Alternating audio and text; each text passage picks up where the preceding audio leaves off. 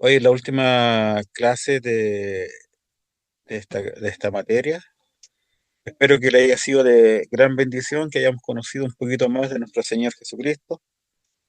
Y bueno, no quedaron en el puro conocimiento, sino que, como veíamos la semana pasada, ¿cierto?, hacer la propia. Este cuestionario salió mucho más complejo que todos los cuestionarios anteriores, lo que estaba mirando. Cuando analicemos, vamos a tener que, ¿cierto?, buscar quizás en otros libros aparte del que tenemos. Entonces vamos a ir a la pregunta número uno, a menos que ustedes tengan algún comentario o algo que realizar antes de que comencemos con la clase.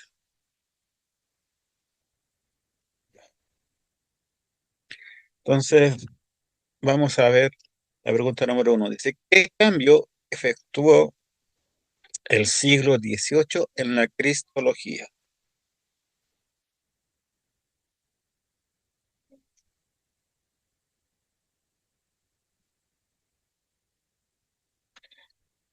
¿Algún hermano que quiera leer su respuesta?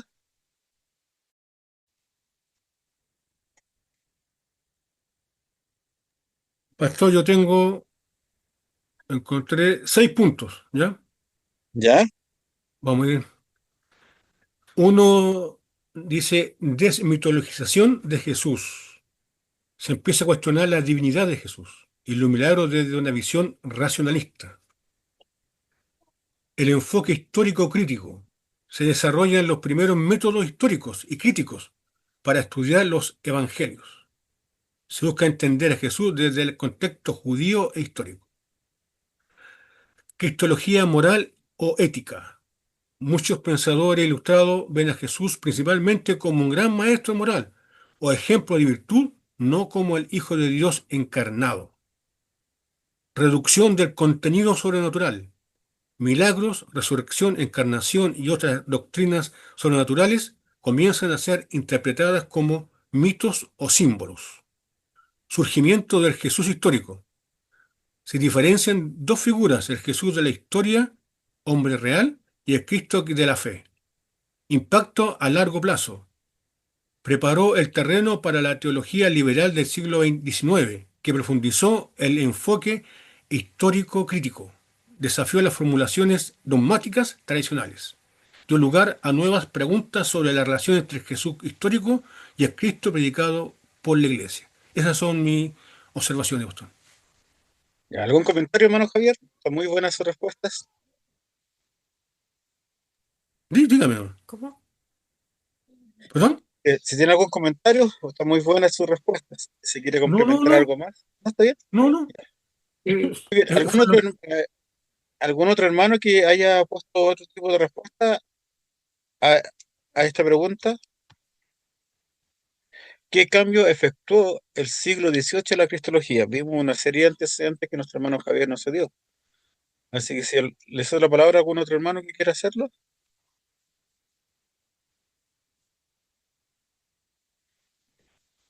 Bueno, hay un cambio que se da en el siglo XVIII, que tiene que ver con todo este tema que es la kenosis, tiene que ver con la forma en cómo se empieza a ver la persona de Cristo y la naturaleza de Cristo. Estamos viendo, ¿cierto?, esta materia que tiene que ver con las dos naturalezas de Cristo, la divina y la humana.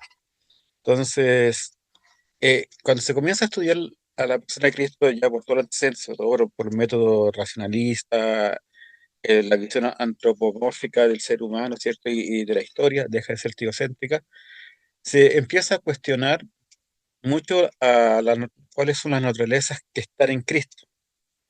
¿Y qué pasó? Que durante el siglo XVIII hubo una convicción de que lo que podía acercar más a la gente o acercar más al conocimiento de Jesucristo era más que estudiar a un Cristo divino, o la deidad de Cristo, era buscar a ese personaje histórico.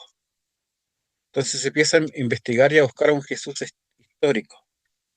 Y es lo que se conoce en términos de la doctrina, el segundo periodo cristológico. Entonces, a Cristo se le empieza a mirar desde un punto de vista antropológico. Se empieza a ver a Cristo como un ser humano más igual que nosotros. ¿Y, y cuál va a ser el problema de eso? Recuerda cuando estudiamos antropología, ¿cierto? En un principio, que la visión que tiene el hombre racional, el hombre que no tiene Cristo, va a tener una visión antropocéntrica, donde el hombre es el centro. Se deja de ver a Cristo de una forma cristocéntrica o teocéntrica y va a empezar a destruir la visión divina del Señor Jesucristo. Se le mira como un hombre. Se empieza a cuestionar eh, en base a todas esas corrientes que nos mencionó el hermano Javier, la divinidad o la deidad de Cristo. Y se nos presenta un Jesús racional, un Jesús humano, y que va a traer como muchas consecuencias al comienzo del siglo XX, lo que es la alta crítica. La alta crítica es la que empieza a cuestionar la personalidad de Cristo. Entonces, eso trae como resultado el gran cambio que ocurrió en el Cristo 18.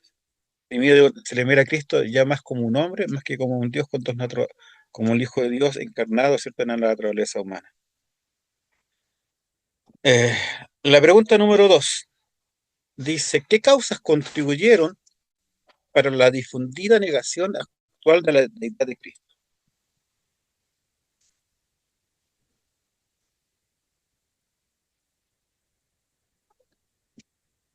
¿Algún hermano? ¿O pregunto?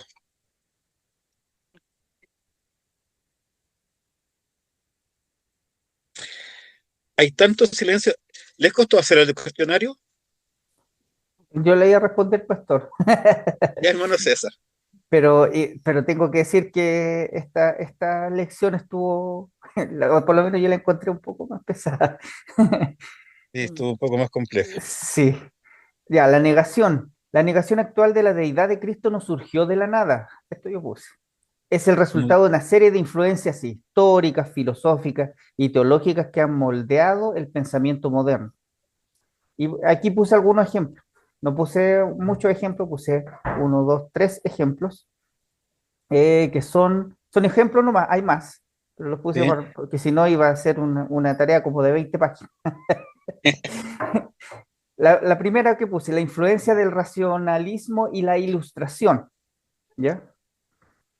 El segundo ejemplo que puse, ahí va con unos desarrollos. Hay un ejemplo de eso del punto uno, influencia del racionalismo y la ilustración. Un puntito ahí dice, a partir del siglo XVIII se impuso la idea de que solo se puede ser comprendido por la razón humana, o sea, que lo que solo se puede ser comprendido por la razón humana es aceptable, ¿ya? Eso es un puntito respecto a eso. Segundo, la crítica bíblica y teología liberal. Un puntito ahí que puse, el auge de la crítica textual y la exégesis histórica llevó a muchos estudiosos a cuestionar la autenticidad de los pasajes que afirman la divinidad de Cristo. Y en punto 3, el tercer ejemplo que puse, la reducción de lo sobrenatural. Y un puntito que puse ahí, en un mundo cada vez más secularizado, se tiende a explicar todo desde una perspectiva naturalista. ¿Ya? Y termino aquí la respuesta con un pequeño párrafo. Dice, la negación de la deidad de Cristo es el resultado de una combinación de crítica racionalista, secularismo, reinterpretaciones teológicas y presiones culturales, pero también ha generado una respuesta. Muchos teólogos y creyentes han reafirmado con más fuerza la fe en el Cristo verdadero, Dios y hombre.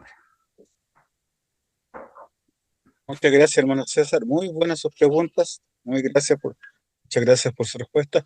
¿Algún otro hermano que nos pueda también ver lo que investigó, dar su respuesta?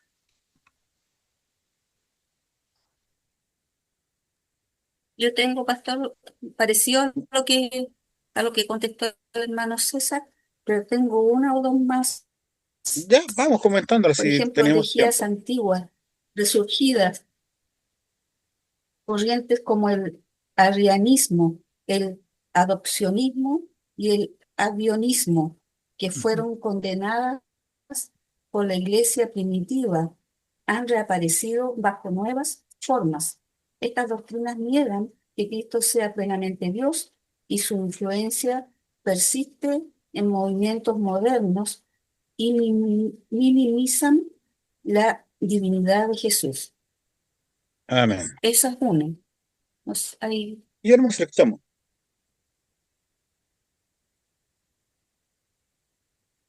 Hermana Ida, el racionalismo y modernismo, mi hermano, tengo también la crítica bíblica liberal, el enfoque histórico,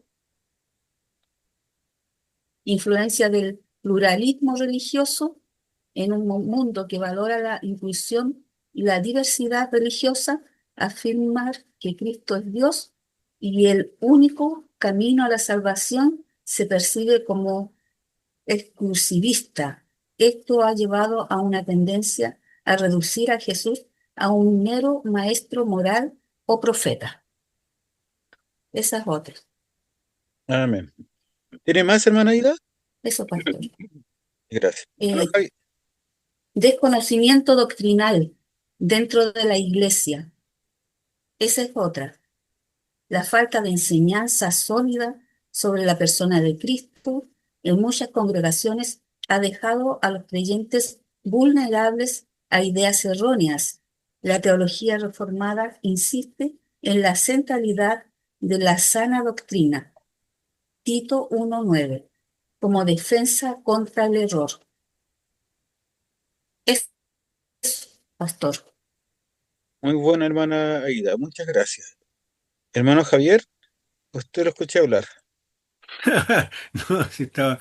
Era justo iba a hablar cosas que habló la hermana Aida. Pero aprovechando la oportunidad, dijo alguno, ¿cierto?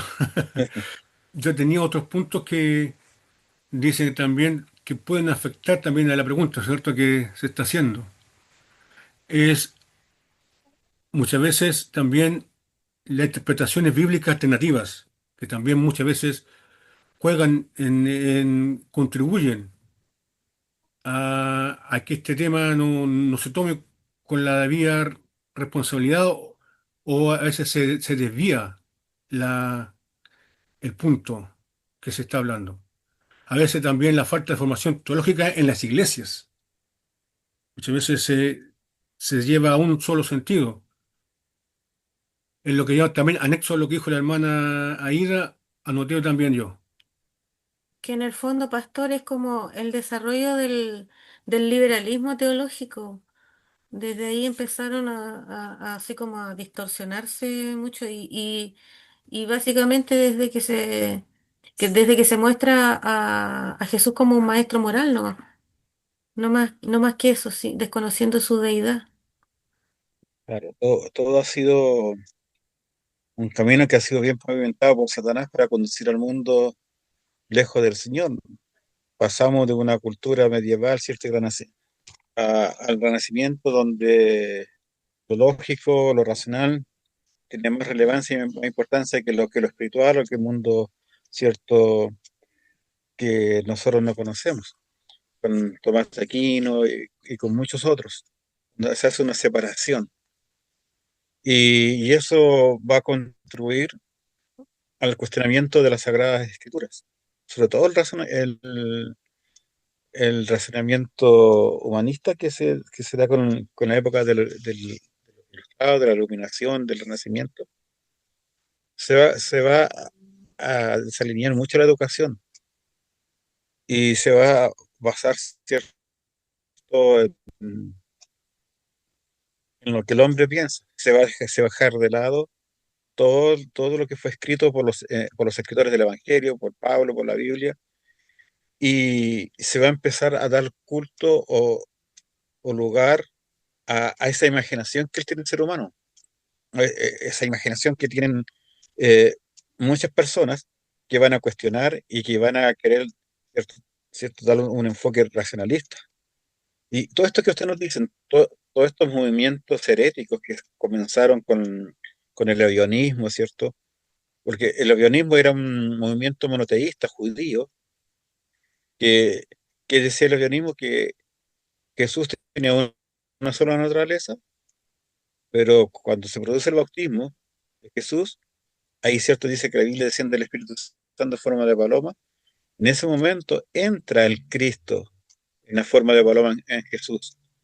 Y cerca del final de la vida, ese Cristo, ¿cierto? Ese Cristo Santo se va y el que muere en el fondo es Jesús el humano y no Cristo el divino. Entonces desde ahí en adelante se empezó a cuestionar las dos naturalezas. Y, y al final este Cristo sobrenatural, divino que nosotros tenemos, comienza a ser un Jesús humano, un hombre común como nosotros. Y la doctrina de las dos naturalezas comienza a ser cuestionada. Y eso va a traer muchas repercusiones aún hasta nuestros días.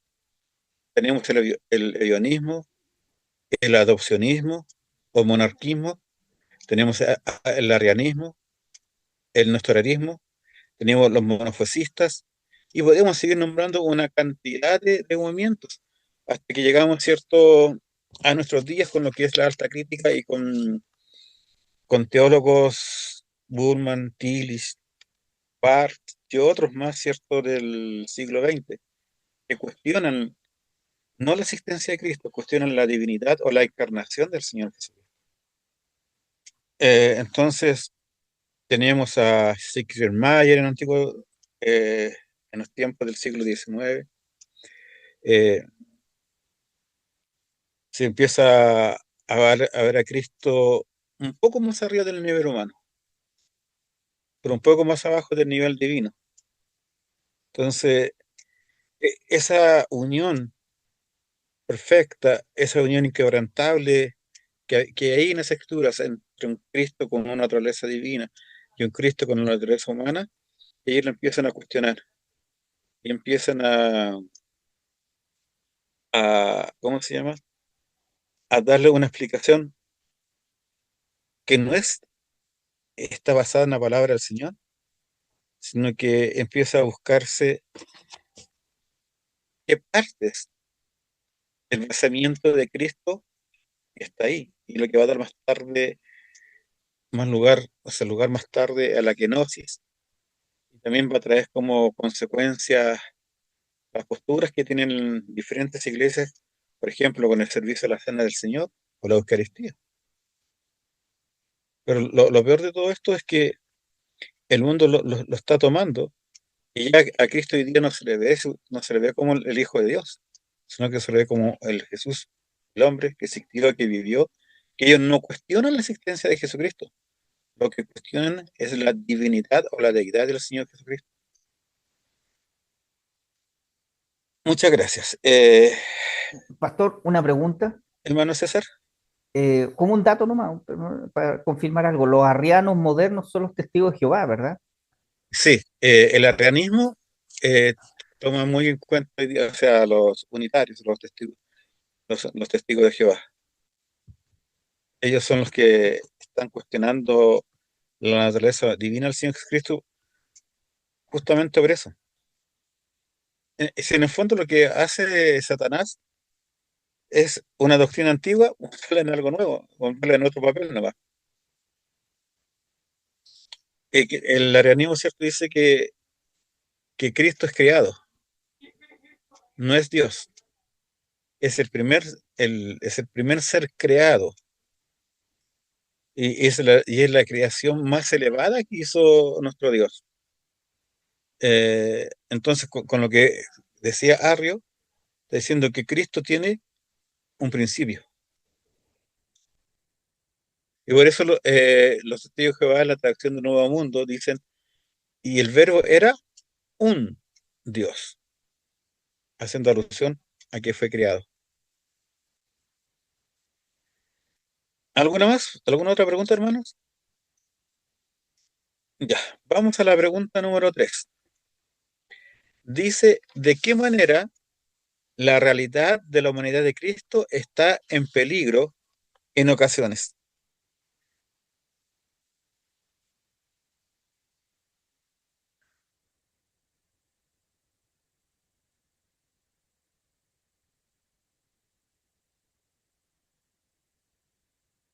¿Alguien la respondió?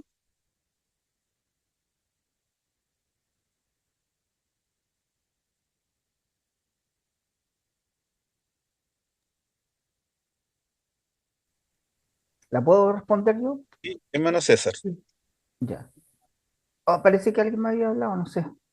No, No, no, no, está bien, la ya, hermana Aida parece, o el hermano Javier, no sé. ya. Yo puse esto. La realidad de la humanidad de Cristo ha estado en peligro a lo largo de la historia cuando se intenta preservar su divinidad a costa de su humanidad, o cuando se caen explicaciones que distorsionan el equilibrio entre ambas naturalezas.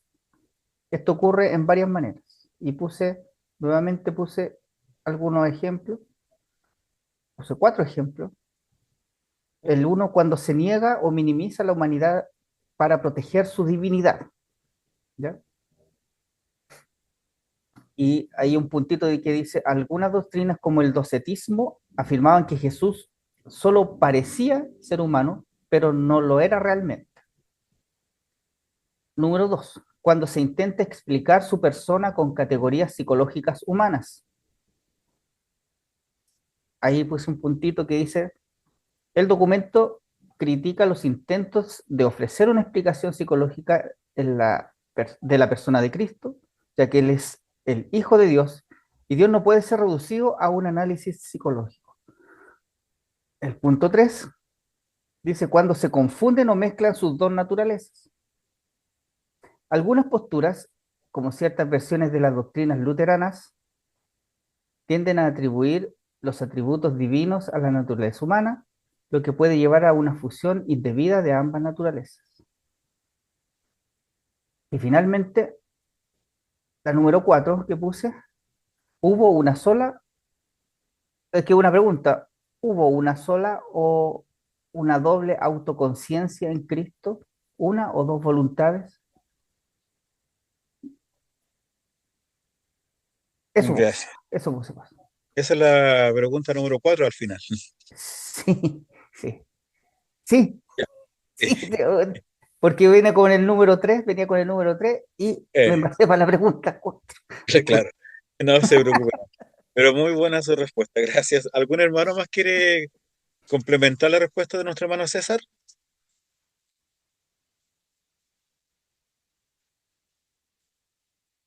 Hermana Ida. Sí, yo tengo las que él tiene y tengo otras también. Ya, Cristologías desequilibradas en el afán, bueno, esto lo dijo él, en el afán de defender la deidad de Cristo, lo cual es esencial. Algunas corrientes han tendido a subestimar su humanidad real. Esto lleva a una visión de Jesús como un ser divino disfrazado de humano, lo cual se asemeja al docetismo, una herejía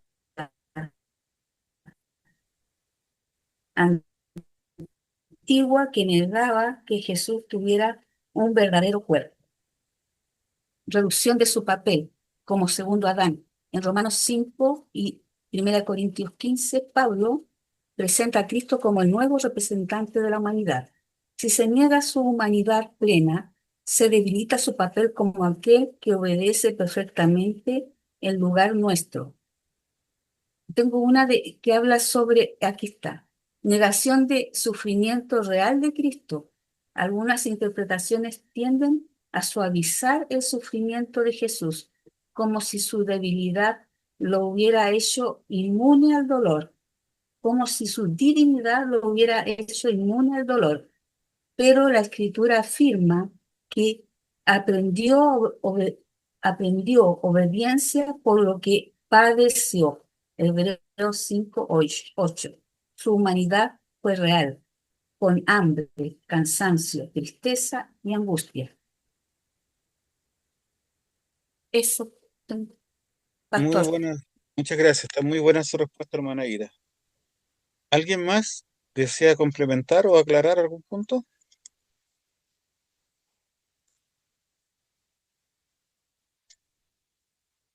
Bueno, en realidad, o sea, la humanidad de Cristo, la interpretación de Cristo, si lo miramos humanamente, nunca está en peligro porque Dios controla todo, pero sí las enseñanzas que se están dando nos van a hacer que la gente mire a Cristo de una forma muy diferente.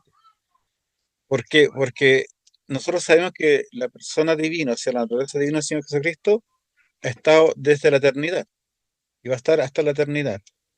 Y eso nosotros lo entendemos y lo asumimos y lo creemos y lo aceptamos por fe.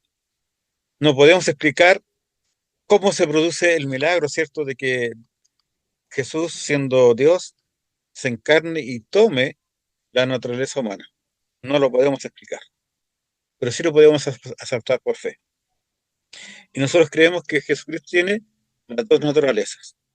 Ahora, nosotros tenemos que siempre entender y defender esto, usar la apología para defender esta enseñanza que es primordial para el plan de la redención del ser humano. Entonces, siempre los que no creen que la salvación sale de Cristo están tratando de tergiversar o enseñarnos algo diferente, cuestionando ya sea la naturaleza divina o la naturaleza humana del Señor Jesucristo. Entonces, eh, aquellos que no creen que Dios se pudo haber hecho hombre, van a poner en peligro la integridad de las dos naturalezas en el Señor Jesucristo. Van a cuestionarlas. Entonces, ¿qué es lo que, como veíamos con los negacionistas, el docetismo, el arganismo, todas esas cosas, cuestionan una u otra? Pero principalmente lo que más se va a cuestionar va a ser la naturaleza humana. Porque, ¿por qué? Porque es un hombre, Jesús, el que tenía que tomar nuestro lugar como hombre, cumplir el castigo de nuestros pecados. No es la naturaleza divina. Entonces, muchas veces mezclan y muestran a Jesús como un semidios. O hacen, ¿cierto?, una mezcla entre un hombre y un Dios y sale un tercer elemento, una tercera cosa que es muy diferente, una suerte de una naturaleza divina humana y parcializada. Y de hecho, eso es lo que hoy día se está enseñando mucho en los movimientos liberales. Entonces, lo que está hablando acá es la interpretación de quién es Jesús. Si fue realmente 100% hombre o si fue realmente 100% Dios. O si estas dos se fusionaron y dieron un semidios. Por eso siempre va a estar en peligro por todas estas enseñanzas, que de la teoría del mito, la crítica liberal contemporánea y tantas otras cosas más que nuestras hermanos mencionaron. Pero nosotros tenemos que tener que Jesús fue 100% hombre y es 100% Dios. Vamos a la número 4. ¿Hubo una sola o una doble autoconciencia en Cristo? ¿O hubo una o dos voluntades en Cristo? ¿Cuántas conciencias habían en Cristo? ¿Una o dos? ¿Cuántas voluntades, cuántas personas habían en Cristo? ¿Una o dos?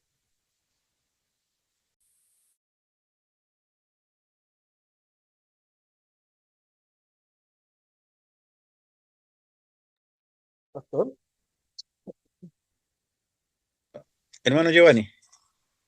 Bueno, yo creo que yo creo que Jesús, claro, era una persona con dos naturalezas. Por lo tanto, para mí había una voluntad entre esas dos naturalezas. Para mí no hay dos voluntades, sino que una. Y en esa persona está que es la naturaleza divina y la naturaleza humana. Amén. Gracias, hermano Giovanni. ¿Alguien más? De hecho, aquellos que enseñan o que tratan de enseñar que habían dos voluntades o que habían dos conciencias o que habían dos personas diferentes, están yendo totalmente en contra de lo que la Biblia dice. En la Biblia jamás vamos a encontrar, sobre todo en los evangelios que nos relata la vida de Cristo, eh, que el Señor Jesucristo haya demostrado que habían dos personas diferentes en Él, o que habían dos voluntades diferentes o dos conciencias diferentes. Eh, el Señor Jesucristo jamás dijo, voy a consultar con mi otro yo, voy a ver qué es lo que pasa aquí, No hay no hay una distinción de dos personas. De hecho, el Señor Jesucristo dice, yo y el Padre uno solo somos. Y el Señor Jesucristo siempre se afrontó como un hijo de Dios. Cristo, por ejemplo, nunca usó el plural para referirse a él. Como si lo hace la Trinidad, por ejemplo, en Génesis 1:26, donde dice, hagamos al hombre a nuestra imagen. No, el Señor Jesucristo siempre dijo, yo y mi Padre uno somos. He venido, yo soy. Siempre hablando en singular, jamás hablando en plural. Entonces, el Señor Jesucristo eh, va a conservar sus atributos, sus características como Dios y también sus características como hombre. O sea, Jesucristo va a seguir siendo inmutable, eterno, omnisciente, omnipotente y todos los atributos que nosotros conocemos de Dios. Y eso es lo que muchas personas cuestionan. ¿Cómo la naturaleza divina puede convivir con una naturaleza humana? Eh, y tenemos que ir sobre todo con lo que más causa controversia, con la omnipresencia. ¿Cómo Jesucristo puede estar en dos veces al mismo lado? ¿Puede estar Jesucristo en dos lados al mismo tiempo en una condición física? Entonces la gente por eso empezaba a cuestionar. Eh, entonces el Señor Jesucristo, cierto que él físicamente, humanamente, estaba limitado geográficamente. Y no es natural que el cuerpo humano sea omnipresente. Pero, ¿por qué? Porque la omnipresencia no es un atributo de la naturaleza humana, sino que es un atributo de la naturaleza divina. Pero no por eso, no por eso el Señor no podría estar en varios lugares al mismo tiempo, de una forma espiritual.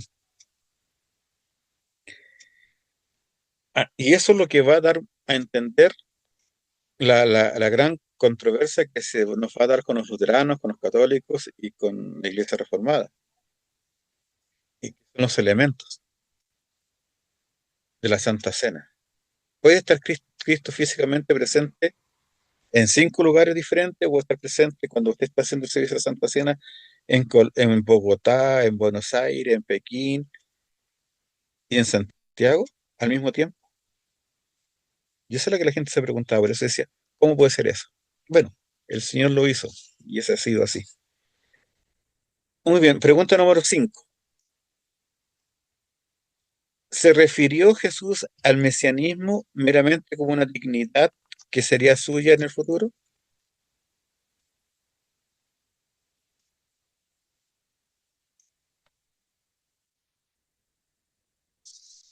Esto es un poco más fácil de entender. ¿Se refirió Jesús al mesianismo como una dignidad que sería suya en el futuro? ¿O es algo que estuvo en el presente, en su ministerio acá? Sí, pastor, Jesús se identificó como el Mesías vivo y presente. Según Marcos 14:62 también hace alusión a eso. Ya encarnado y actuante, no como una eh, dignidad que recibiría solo en el futuro, sino que presente. Bien. De hecho, el Señor Jesucristo él mismo se mostró como el Mesías, se mostró cierto como el Hijo de Dios. Gracias. Entonces no había como muchas dudas. ¿Alguna duda en esta respuesta? No, Ninguna. Vamos a las 6. ¿En ya que qué está la difieren, luz. en qué difieren las concepciones reformadas, luterana y católica, romana, de la unión de las dos naturalezas en Cristo? ¿Mm? Hermano Javier. No, yo tengo No, pues, ya. algo. em, la Reformada, por ejemplo, enfatiza lo que se llama, perdón, extra calvinisticum, que la divinidad de Cristo sigue operando fuera de su humanidad. La luterana insiste en la unión personal y la ubicuidad del cuerpo humano de Cristo, o sea, la doctrina de la presencia real. Y la católica insiste una persona con dos naturalezas integradas y rechazando cualquiera de las dos tendencias extremas. Gracias. ¿Alguien más desea complementar la respuesta?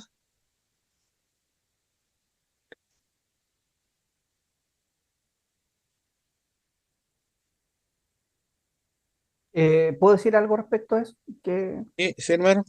sí, yo puse como inicio un párrafo que dice las concepciones reformada, luterana y católica romana sobre la unión de las dos naturalezas en Cristo coinciden en afirmar que Jesús es verdadero Dios y verdadero hombre, pero difieren en cómo entienden esa unión y sus implicaciones. Y ahí lo que eh, comentó la hermana Rosita. Muchas gracias. ¿Alguien más quiere complementar esto?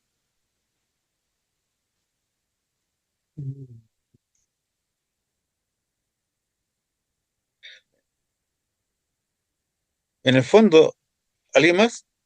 Pensé que escuchaba a alguien.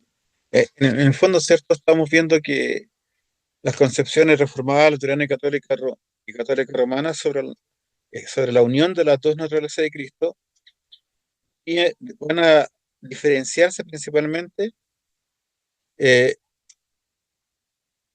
en la relación que tienen estas dos naturalezas, pero principalmente en la presencia en la Eucaristía o en la Santa Cena.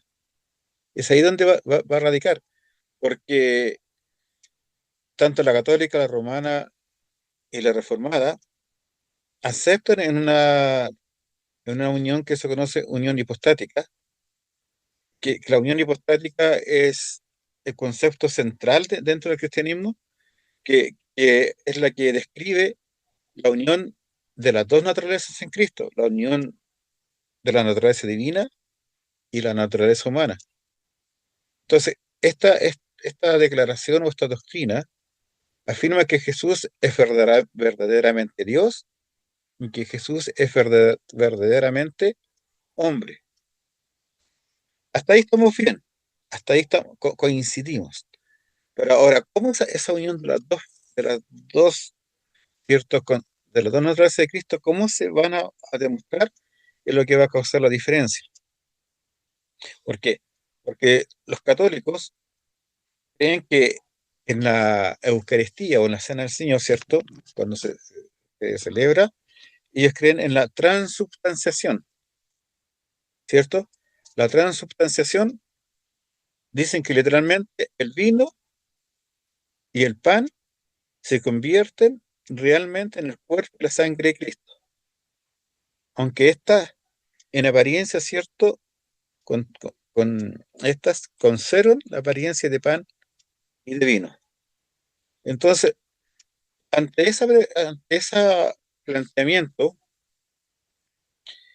¿cómo es que la gente, los reformados, Lutero y muchos otros, Calvino sobre todo, preguntaban cómo es posible que la naturaleza humana, hablando de la naturaleza del Señor Jesucristo, esté presente en más de un lugar? Y ante eso, la Iglesia Católica va a presentar una nueva doctrina que ellos le llaman la ubicuidad del Señor Jesucristo. Entonces, cuando hablan de la ubicuidad, no están hablando de la omnipresencia, sino que van a decir que, que Cristo tiene igual lugar en todos lugares. La ubicuidad dice que en el fondo, cuando se abre la cena del Señor, Jesucristo puede estar aquí, puede estar allá y puede estar en todas partes al mismo tiempo, pero no es omnipresencia. Entonces, la Iglesia católica fue a favor de eso, no negaban la naturaleza.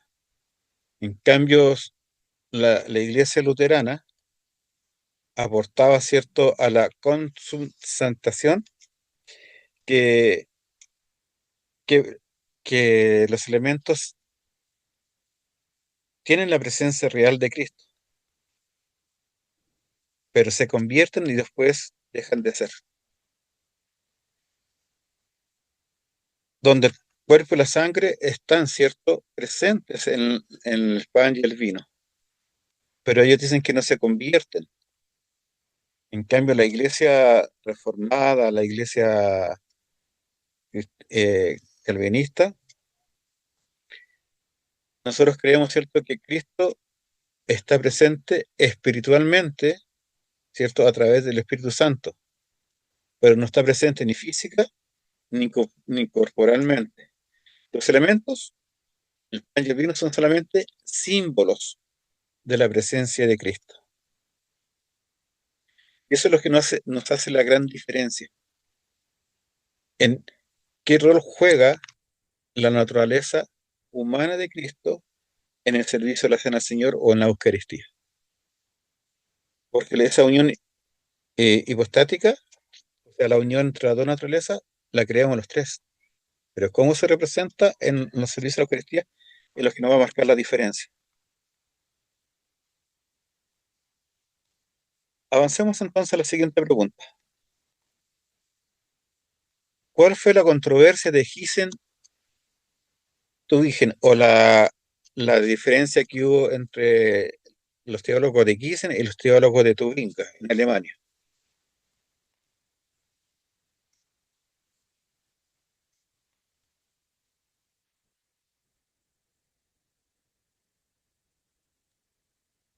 Bueno, pastor, yo aquí buscando, ¿Ya? encontré las dos escuelas que son diferentes. ¿Ya? La escuela de Giesen Ujú. defendía una comunicación real de atributos entre las naturalezas. Enseñaba que Cristo no renunció del todo a su divinidad durante la encarnación, sino que la divinidad estaba presente y activa incluso en su vida terrenal, aunque de forma velada. Sostenía una forma de realismo teológico. Lo divino y lo humano están plenamente presentes y activos en la persona de Jesús desde la encarnación. Esa es de Giesen. Sí. Y la de Tübingen sostenía una mayor distinción práctica entre las dos naturalezas de Cristo.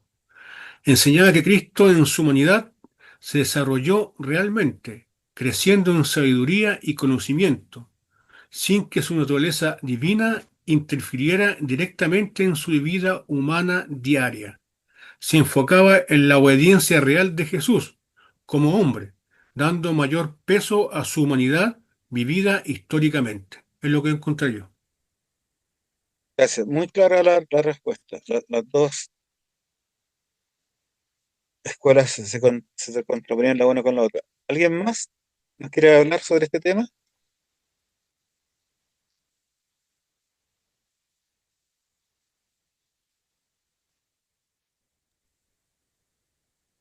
Pastor, Sí, hermana Ida. yo tengo, dice, la disputa refleja diferencias profundas sobre la naturaleza de la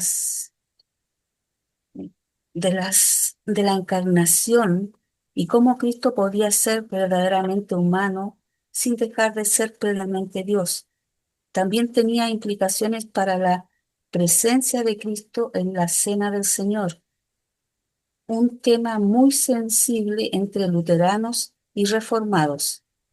En 1624, la diócesis sajónica falló a favor de la postura de Giesen, limitando la idea de que los atributos divinos fueran plenamente comunicados a la naturaleza humana.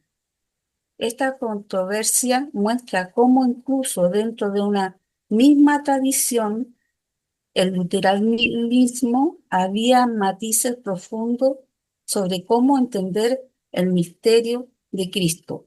Los reformadores, por su parte, solían rechazar ambas posturas extremas, insistiendo en que las dos naturalezas permanecen distintas, sin mezcla ni confusión, y que Cristo actúa según cada naturaleza apropiadamente.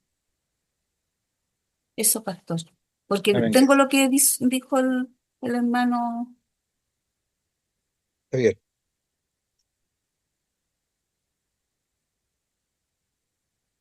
Ya. Bueno, la escuela de Giesen, en el fondo, esa escuela luterana es la que va a dar pie para que más tarde esas enseñanzas sea conocida como el enoticismo, lo que vamos a ver un poquito más adelante, y tiene que ver con el vaciamiento de Dios, especialmente con el vaciamiento de Cristo, donde deja de lado todos sus atributos o su naturaleza divina. ¿Alguna duda con respecto a esta pregunta? ¿No? Ya, pasamos entonces a la pregunta número 8. Dice, ¿cómo Kant, Hegel y Schleiermacher conciben esta unión? Schleiermacher. ¿Alguien encontró la respuesta a esta pregunta? Pastor, son nombres súper largos. Es Sí. como, es como que se resume para hacerlo más práctico en el texto, pero, por ejemplo, Kant, Immanuel Kant, y y el otro caballero Hegel es George Wilhelm Friedrich Hegel, y el Sí. Schleiermacher, Schleiermacher. Friedrich, Sí, claro. Abordaron, dice, la figura de Cristo y su relación con la teología cristiana, especialmente desde la perspectiva cristología moderna. Y claro, de cada uno tengo un poco de información. Em, por ejemplo, Kant es un enfoque moral, ético, racionalista, y negó la posibilidad de conocer a Dios mediante la razón pura, pero sostuvo la importancia de la fe práctica. Jesús no es de un Dios encarnado, sino el modelo perfecto del ideal moral. Eh, Cristo es para Kant un arquetipo moral, o sea, un ejemplo de cómo debería comportarse una persona moralmente perfecta. Y la religión para Kant no debe estar al servicio de la razón y la moral universal. Después de Hegel, por ejemplo, hay un enfoque filosófico, idealista, dialecto, donde Cristo, por ejemplo, representa la manifestación histórica del Espíritu Absoluto. La encarnación es entendida como un evento dialéctico, donde lo divino y lo humano se reconcilian.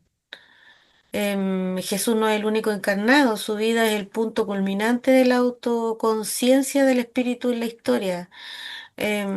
Y el otro caballero,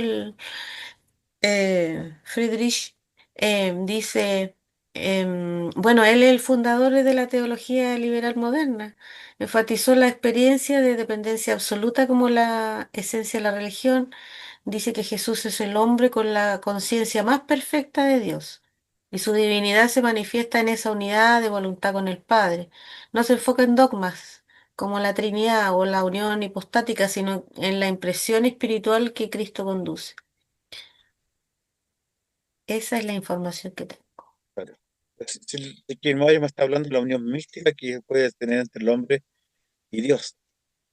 A eso se refiere. Gracias, hermana Rosita. Muy clara su respuesta. ¿Alguien más pudo encontrar alguna respuesta, alguna visión de esto?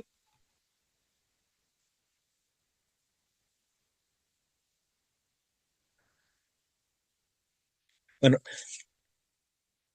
como aporta esto, tenemos que entender que Kant, Hegel y Schleiermacher todos son filósofos y teólogos alemanes, y cada uno de ellos está ofreciendo una perspectiva diferente entre la unión humana y la divina de Cristo, nuevamente cuestionando las dos naturalezas.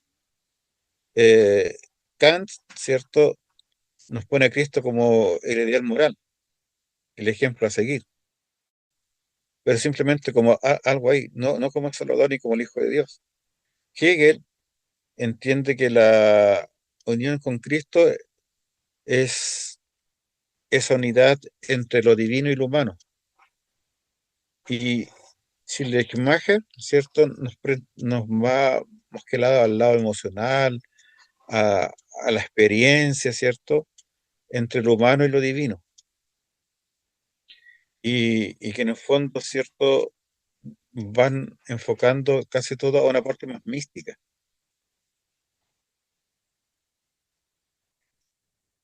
Muy bien, pasamos a la siguiente. La pregunta número 9.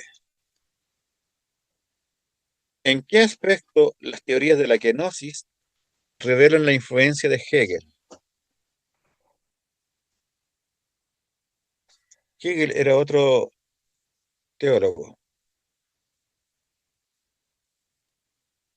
y filósofo que acabamos de mencionar recién. Recuerda que Hegel era el que entiende la unión de Cristo como la reconciliación de lo finito con lo infinito, de lo infinito con lo infinito, es la unión, ¿cierto?, entre lo divino y lo humano.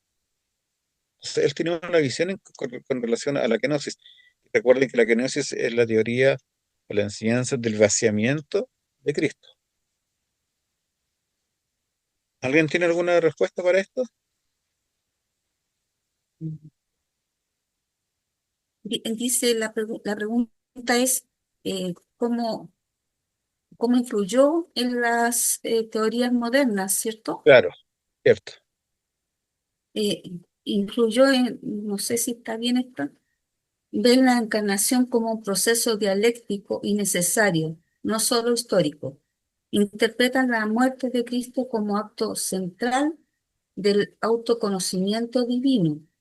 Transforma la kenosis en una categoría filosófica y existencial, no solo teológica.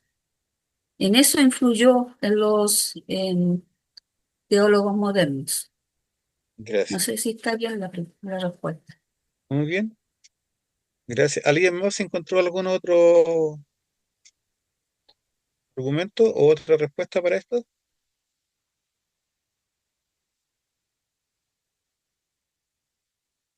Bueno, en el libro, en la parte de la materia que estamos estudiando hoy día, dice que la teoría de, de la kenosis, que fue en la cual influyó Hegel, dice que él tiene una visión panteísta de Dios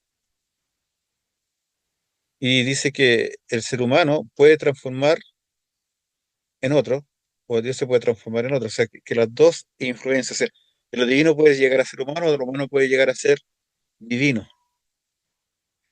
Entonces, ¿qué es lo que está diciendo? Que en el fondo se elimina esa línea que marca la parte divina de la parte humana. Nos da cierto que cualquiera puede llegar a ser como un Dios o cualquier ser divino puede llegar a ser como un ser humano. Y eso es lo que tiene que ver con la kenosis, que tiene que ver con la naturaleza de Cristo. Entonces, eh, todo eso está basado en lo que dice Filipenses 2, dice, haya pues en vosotros el mismo sentir que hubo en Cristo Jesús, el cual siendo en forma de Dios, no escatimó el ser igual a Dios como algo que aferrarse, sino que se despojó a sí mismo. Entonces, los teólogos que están hablando de Hegel se hacían la pregunta, ¿de qué se vació Cristo? ¿De qué se despojó Cristo? Y ellos decían que en la encarnación, el Dios que se encarnó en la naturaleza humana dejó de lado su deidad, dejó de lado la omnisciencia, dejó de lado la eternidad y todos esos atributos divinos y los poderes que él tiene como Dios. Entonces, ¿qué pasa si Cristo deja de lado todos sus atributos divinos? Dejaría de ser Dios, sufre una mutación. Y eso es lo que decía Hegel, que de Dios, de ser un ser divino, por despojarse de todos sus atributos, va a sufrir una mutación y esa mutación lo va a llevar a ser un hombre como nosotros. Dejaría de ser Dios. Entonces, cuando la naturaleza divina se deja de lado en la encarnación, pierde también toda su gloria y toda la alabanza que él merece. Y no es así. El pasaje que es de Filipenses, realmente dijo que Dios, que Jesucristo se despojó de todo.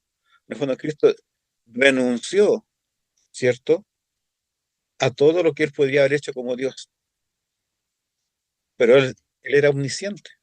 Y hay muchos relatos en la Biblia donde nosotros sabemos que dice, y él sabía las intenciones del corazón y escuchó lo que los fariseos decían. Él siguió siendo omnisciente. Él siguió controlando la naturaleza cuando calma la tormenta. Y así puede haber muchos otros de los atributos divinos que siempre estuvieron presentes en el Señor Jesucristo.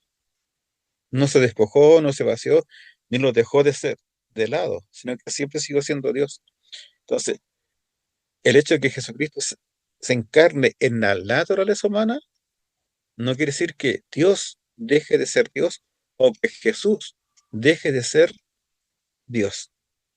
Entonces, Hegel decía que no, que se podría pasar de lo divino a lo humano o de lo humano a lo divino. Elimina ese límite que había ahí. Pastor, Y nos vamos, sí, hermano Giovanni. una, una consulta. Eh, ¿Y cómo se puede, pastor, compatibilizar la encarnación de Cristo con la inmutabilidad de Dios? Entendiendo que la inmutabilidad de Dios no puede haber cambio. ¿Cómo se podría decir? ¿En la encarnación hubo un cambio? No, porque él no se hace, él toma la naturaleza humana en un cuerpo humano, pero él no deja de lado su naturaleza No deja de divina. ser, claro, que muchos atacan con el tema de que se encarna. Entonces, claro, o sea, yo entiendo que no deja de ser Dios, obviamente, pero muchos atacan esto con el sentido de que sufre, digamos, algún cambio en la encarnación. No, porque él toma la naturaleza divina, la naturaleza humana, que son dos cosas diferentes. Claro, Entonces nosotros tenemos que aprender a distinguir entre naturaleza y entre personas. claro, Eh, es la diferencia entre una naturaleza y una separación. Nosotros vamos a diferenciar la naturaleza divina y vamos a diferenciar la naturaleza humana de Cristo. Pero otra cosa diferente es separarlas, es ponerlas por separado, desarticularlas, es decir que esto es Dios y Dios se despojó de lo uno a lo otro.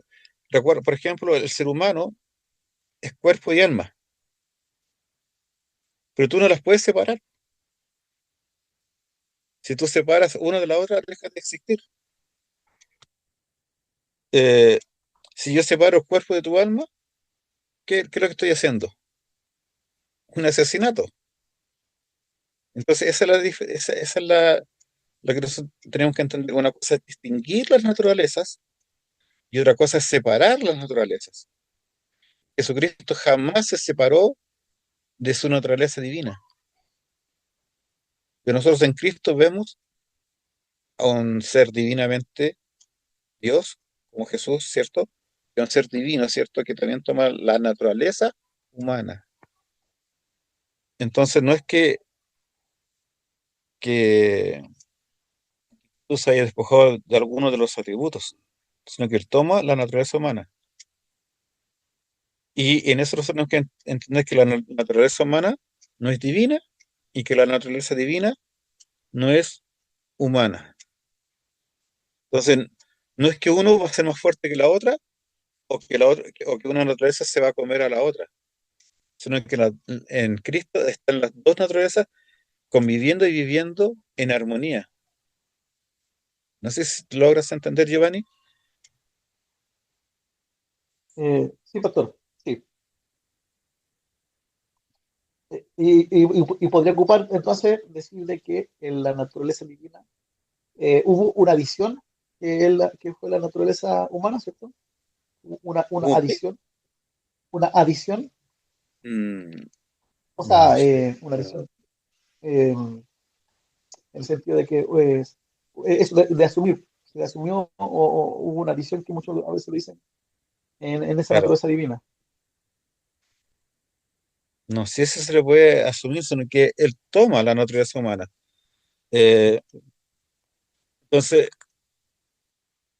van a subsistir los dos elementos. No sé si no nunca lo he pensado si él suma. Porque si él sumara algo, Claro, estaríamos diciendo que cuando él era Dios estaba incompleto.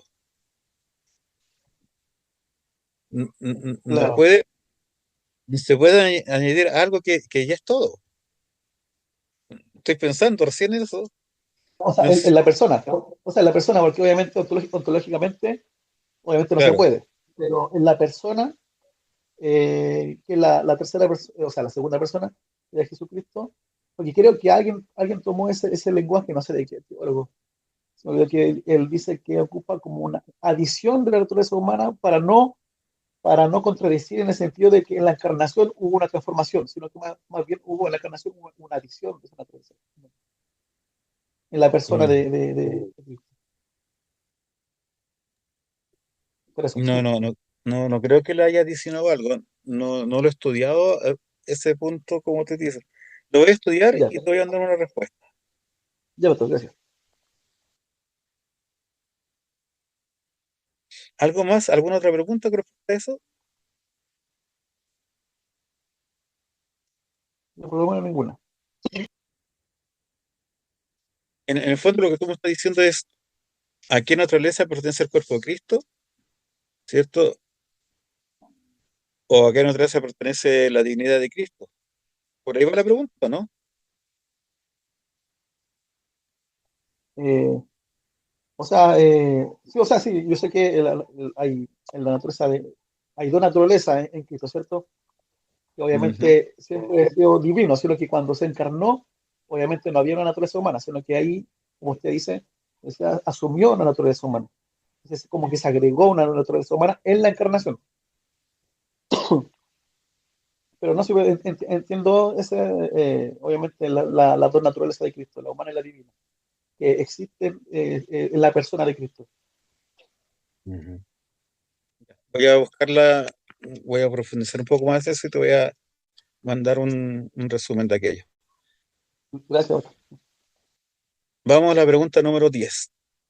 ¿Cómo afectó la concepción moderna de la inmanencia de Dios a las cristologías más recientes?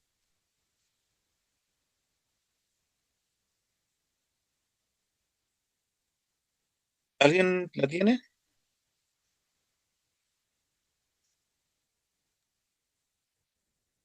Bueno, actor, primero yo voy a, por lo que puse yo, primero a explicar un poco lo que es la inmanencia de Dios. Justamente iba a decir eso. Explícalo nomás. Ya, bueno, según lo que yo busqué, inmanencia de Dios, ¿no es cierto? Significa que Dios habita y actúa dentro de su creación. ¿Eso? ¿Sí? ¿Esa es la respuesta? ¿Esa respuesta sería? ¿O tendría que agregar algo más? Agréguenos todo lo que quieras hacer. No, no, usted ya. Ya. Esto se opone a la noción de trascendencia pura, donde Dios estaría fuera o más allá del mundo, completamente separado de la realidad finita. Bueno, comparado con lo que dice la pregunta sobre la cristología reciente, que se busca a Cristo dentro de la historia, no como una figura celestial que irrumpe desde afuera. Se da mayor importancia a Jesús humano, su vida, opciones, conciencia, evolución, etcétera. La cruz ya no se interpreta solo como sacrificio expiatorio, sino como el lugar donde Dios se solidariza con el sufrimiento humano. La inmanencia divina es el dolor, se vuelve central. La encarnación ya no es solo un descenso desde lo alto, sino una manifestación radical de la presencia de Dios en el humano. Eso yo podría Claro. aportar de acuerdo a lo que yo busqué sobre este punto. Gracias. Entonces estamos hablando que la inmanencia de Dios está presente en toda la creación, Así es. pero no es parte de la creación, sino que Él es No, diferente de la creación, que es, exactamente. Actúa. que es diferente al concepto panteísta, que Dios está en todas partes y Dios es todo. No, él En el actúa. fondo lo que, en el fondo lo que está diciendo la inmanencia es que no hay lugar donde Dios no esté y que no hay lugar donde el control de Dios se extienda en forma simultánea con su presencia y su control. Eso tiene Así que es. ver con la inmanencia. Y ahora la pregunta es, ¿esa concepción moderna ha afectado a la escatología más recientes? Claro que lo ha afectado, po.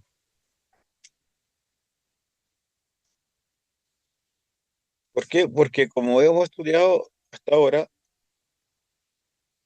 el- la forma de ver al Señor Jesucristo y de ver lo que es estudio de Cristo, la cristología, el enfoque ahora está más basado en la experiencia humana, está basada en esa visión antropocéntrica y han descuidado, ¿cierto?, la parte teocéntrica o cristocéntrica.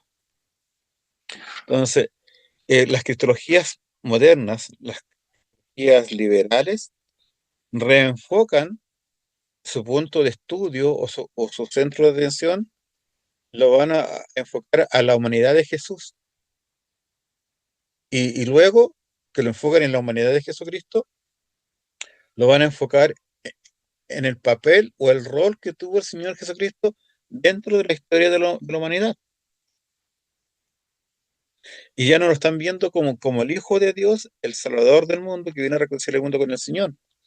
Entonces, en el fondo, lo que está haciendo la cristología, la concepción moderna de la inmanencia de Cristo, está llevando a que todo el mundo termine viendo a Jesús como alguien que es puramente hombre y no un ser divino. A eso nos están llevando las concepciones, las cristologías modernas. Sobre todo de Barth, Tillich en adelante, se ve a un Cristo más humano, a un ser humano como nosotros, un Cristo sufriente, un Cristo compasivo, un Cristo que padeció necesidades, un Cristo que es igual a nosotros, en desmedro de la naturaleza divina, con todos los atributos que el Señor tiene. Entonces, la humanidad, en otras palabras, de Cristo llega a ser mucho más importante que la deidad de Cristo. Eso es lo que ha traído las corrientes modernistas. Pero también tenemos que tener cuidado porque está el otro sector dentro del cristianismo, que se podría decir a la ultraconservadora, que muchas veces la iglesia y muchos cristianos, para protegerse o para confrontar o contrarrestar la enseñanza de de la negación de la deidad de Cristo, sobrevaloran, no sé si será la palabra correcta, la deidad de Cristo es tan enfática que casi no queda espacio para la humanidad del Señor Jesucristo. Entonces, ambos extremos son malos. Uno le pone un énfasis a la humanidad de Cristo y el otro sector le pone un sobreénfasis a la divinidad o a la deidad del Señor Jesucristo. Y en Jesucristo, las dos naturalezas conviven en armonía. Ninguna se come a la otra, sino que permanecen en una perfecta armonía para cumplir el rol que Cristo vino a hacer en la tierra para salvar al mundo. Como, como Dios, hombre, ¿cierto? O encarnado en la naturaleza humana. Entonces, ese es el cuidado que tenemos que tener la concepción moderna de la inmanencia, que, que es dónde actúa el Señor y cómo actúa el Señor.